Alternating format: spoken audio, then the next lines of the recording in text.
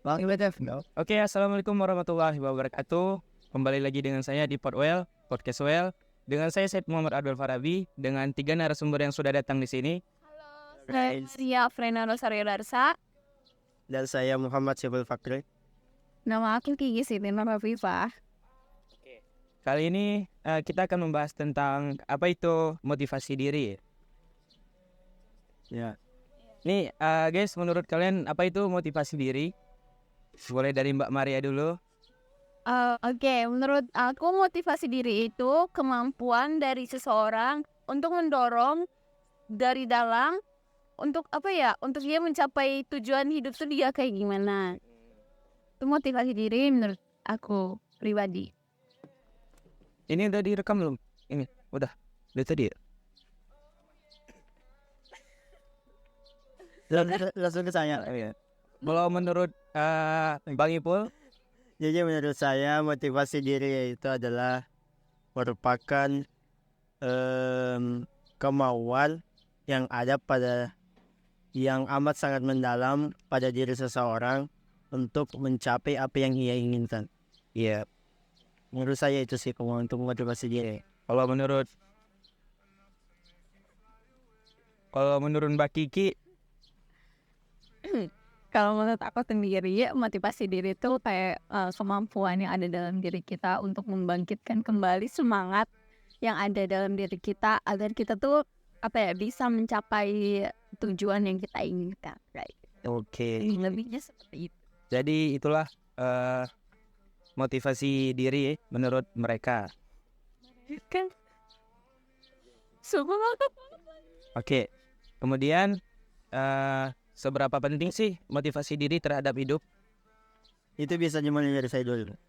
Motivasi untuk seberapa penting sih motivasi diri dari diri kita sendiri. Menurut saya motivasi diri itu sangat penting bagi kita karena dengan adanya motivasi diri itu kita bisa bangkit untuk menjadi manusia yang lebih baik. Oke. Bener banget sih. Bener banget. Iya, seperti yang dikatakan Bang Ipul ya. Bang Ipul. Motivasi diri itu sangat penting karena bisa membangun kepercayaan diri kita sepenuhnya, terus membangun semangat hidup itu lebih maju lagi. Bener. Selain membangun semangat hidup dalam diri kita, kita juga kan kalau misalnya kita semangat, termotivasi sama diri kita sendiri. Apalagi kan motivasi terbesar itu datangkan dari diri sendiri paling besarnya.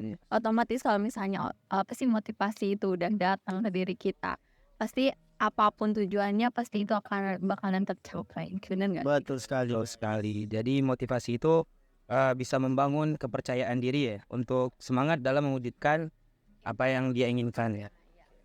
Kemudian ada kebutuhan Maslow dan terdiri dari apa saja sih kebutuhan Maslow itu? Gimana menurut kalian? Kebutuhan Maslow itu ada 5. Yang pertama fisiologis, yang pastinya ada makanan, minuman, terus ada rasa aman. Itu tentang hukum, yang berkaitan dengan hukum dan undang-undang, bagaimana kita hidup dalam bermasyarakat tuh aman, teratur. Nah, yang ketiga itu sosial. Gimana hubungan kita sama masyarakat yang lain, relasi kita itu gimana. Keempat itu penghargaan, seperti pencapaian kita, terus tanggung jawab kita sehari-hari. Yang kelima adalah aktualisasi diri atau pengembangan diri dan pemenuhan ideologi diri. Oke. Next. Pertanyaannya. Iya. Nah, jadi menurut kalian ini apa sih kunci sukses dalam komunikasi efektif? Terutama dalam lingkungan kerja. Tadi bisa Oh, diulang ya? Oke. Jadi menurut kalian apa sih kunci kesuksesan dalam komunikasi efektif terutama di dalam lingkungan kerja? mau dijawab siapa dulu? Mau dijawab sama Mbak Kiki dulu aja. Oke. Kunci sukses kunci sukses dalam komunikasi efektif terutama dalam lingkungan kerja itu yang pertama itu kunci sukses dalam berkomunikasi adalah kejelasan pesan, keberlanjutan komunikasi kayak gitu. Terus penggunaan bahasa yang sesuai, terus pengelolaan konflik yang baik agar lawan bicara itu paham gitu loh dengan apa yang kita sampaikan. Benar-benar. Kalau dari saya untuk membangun komunikasi yang efektif itu ya yang pertama sih kita harus pede sebenarnya. Dengan percaya diri kita akan lebih aktif dalam berkomunikasi, lebih aktif dalam mempersonalisasikan diri kita. Mungkin itu sih dari saya. Atau dari Maria. Menurut Maria gimana? Melanjutkan.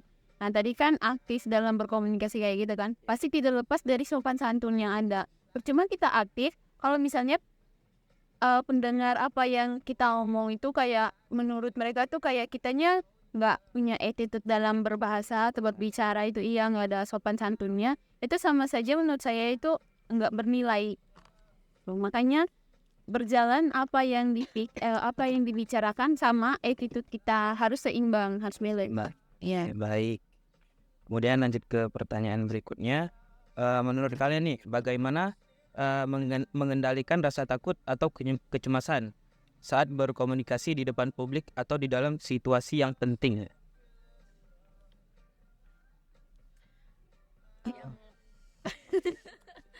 Siapa dulu nih? Aku dulu.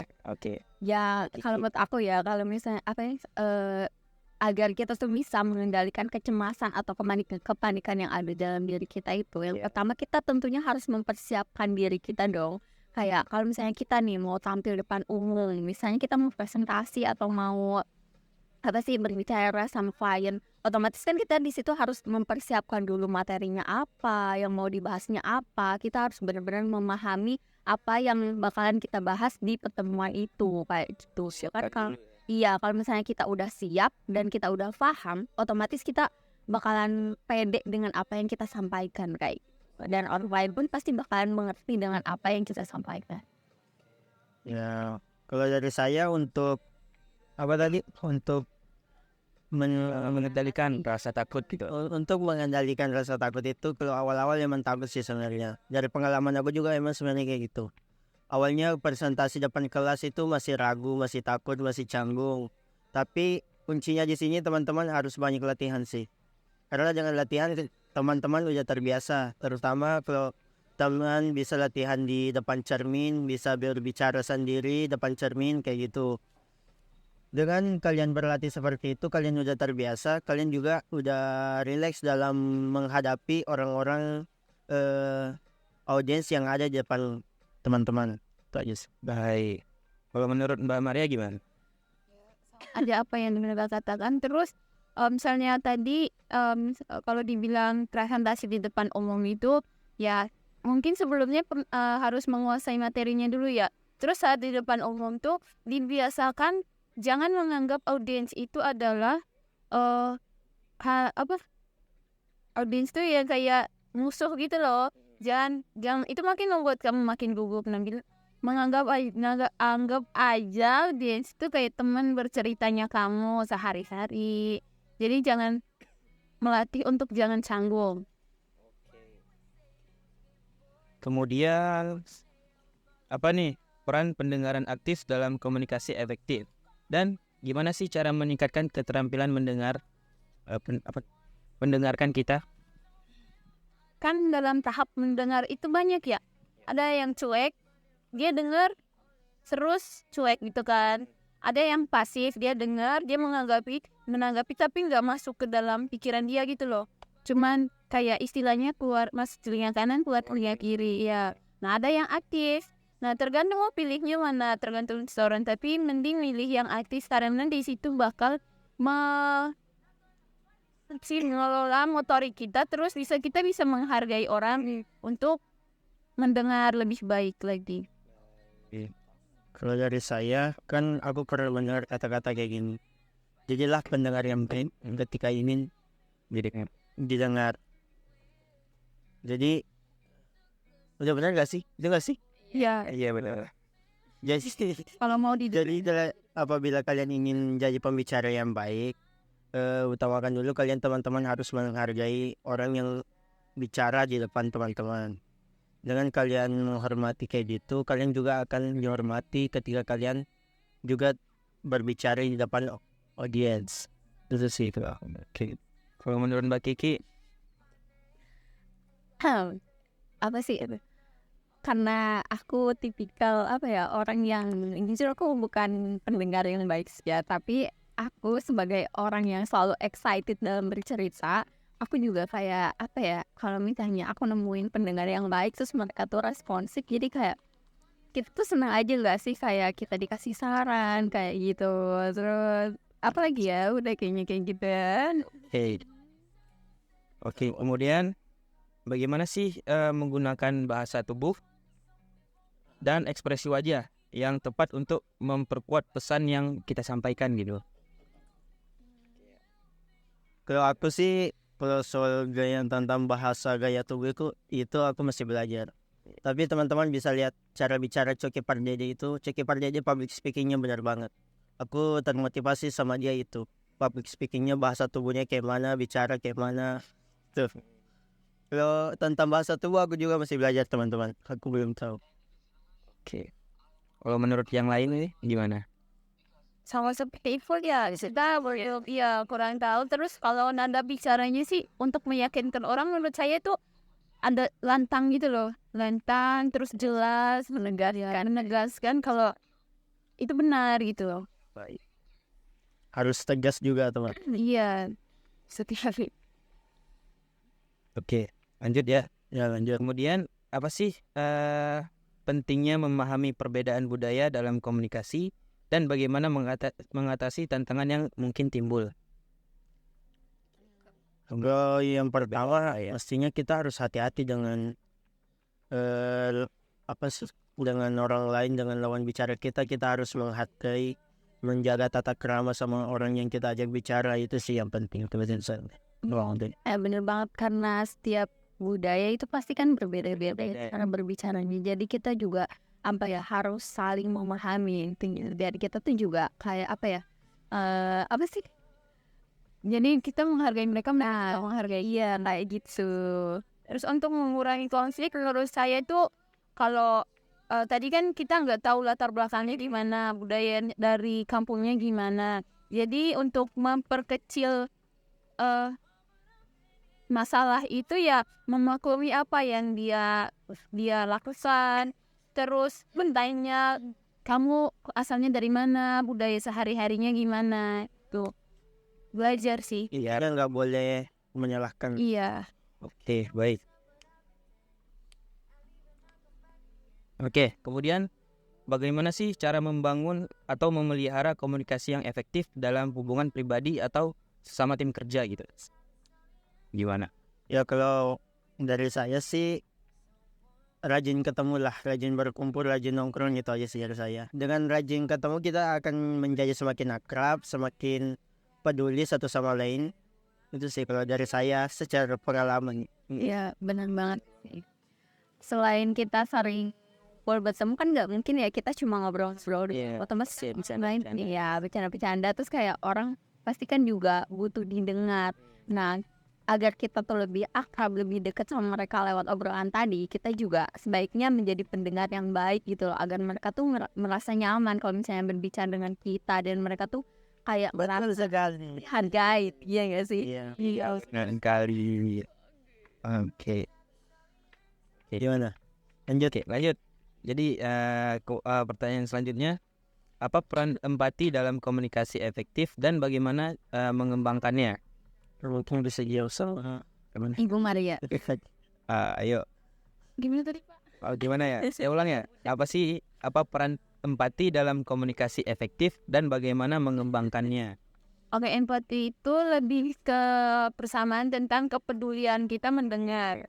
Jadi seperti yang dibahas sebelumnya tadi, kalau kita tuh harus berperan aktif dalam mendengar apapun yang diceritakan, masukan, kritikan, maupun mereka curhat tentang apa maupun pribadi, sosial, gimana mereka dalam organisasi itu harus didengarkan.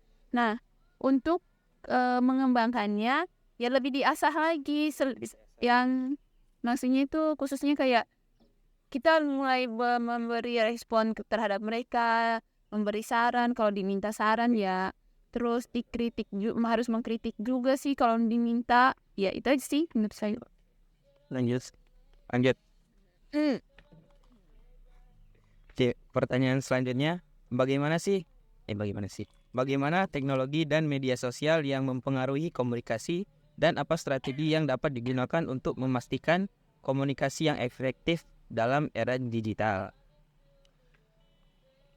Menurut saya dengan adanya teknologi itu semakin gampang sih kita untuk berkomunikasi dengan teman-teman kita, kerabat-kerabat kita, karena tanpa bertemu secara langsung pun kita bisa berkomunikasi. Contohnya bisa chatan, teleponan, video call, itu udah termasuk komunikasi sih. Jangan melalui di zaman sekarang ini kita harus memanfaatkan teknologi juga teman-teman, karena semakin lawan juga teknologi akan semakin maju, semakin canggih ya, semakin canggih. Ingin menambahkan juga Gimana Mbak Maria?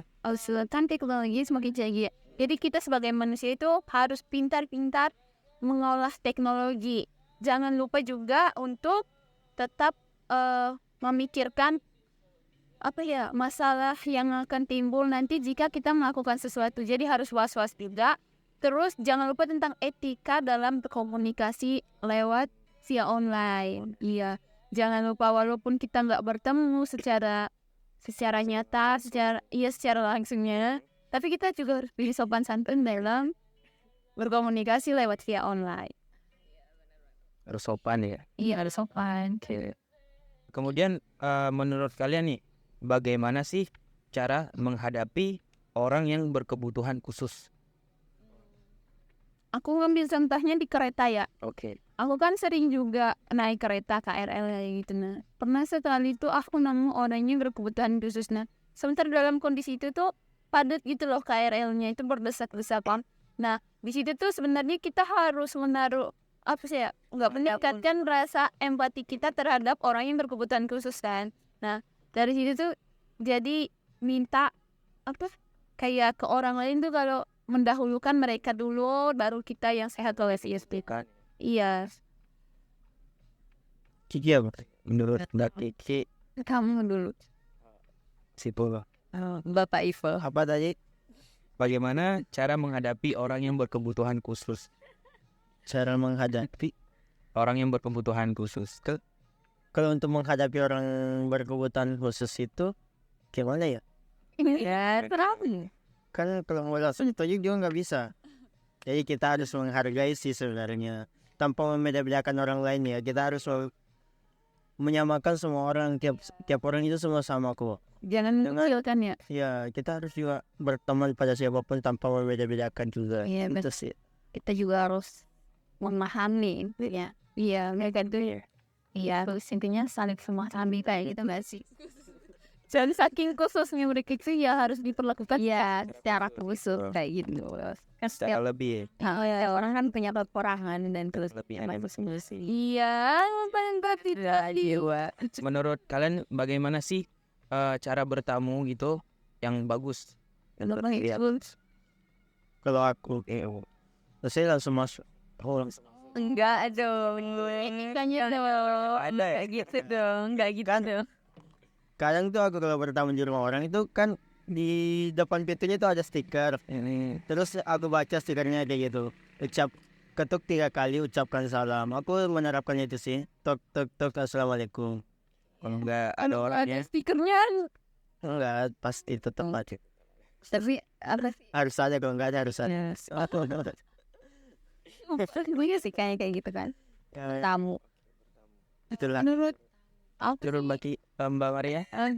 menurut aku sih udah ngucapin salam ya. Abis itu misalnya ada orangnya terus dipersilakan masuk itu ya diusahakan basa-basi dulu apa kabar, ditanyain kabar, terus nanyain senang saudara yang nggak ada di situ, terus nggak di absen satu-satu ya. Yang penting ya udah dia ada di rumah sebut aja salah satunya ya. Terus ngobrol-ngobrol biasa. Apalagi ya? Abis itu kan kita kalau misalnya bertamu ke rumah orang, kalau misalnya kita belum dipersilahkan untuk kita juga nggak boleh duduk duluan kan. Jadi kayak tuan rumah dulu. Kalau nggak Dan juga nggak nggak boleh lama-lama gitu kan. Ya udah Saat- ditanya aja gini. Bu ini boleh duduk enggak ya? Iya, seramah lah, seramah. Mohon maaf Bu, kursinya buat apa kayak gitu? Bu itu kan. Buat pajangan Bu. Oke. Udah habis kan? Oke, silakan ditutup Mas. Oke. Penutupannya nih Ini berapa pertanyaannya tadi? Bapak. 10 Oh. 12. Oke. Ini dia. Oke guys, jadi itulah penutupan dari podcast kami. Sebagai narasumber, saya lah akan yang menutupi acara ini mewakili host kami. Hostnya malu-malu. Jadi mungkin hanya itu yang dapat kami berikan kepada teman-teman. Apabila ada salah kata atau ada menimbulkan ketersinggungan dari antara kita, itu Mohon dimaafin ya. maafin ya teman-teman. Jadi mungkin itu dari kami. Saya Muhammad Syukul Fakri pamit undur. Aku tuh sebut banget. Malu banget cepat. Iya, foto dulu sih. Terus.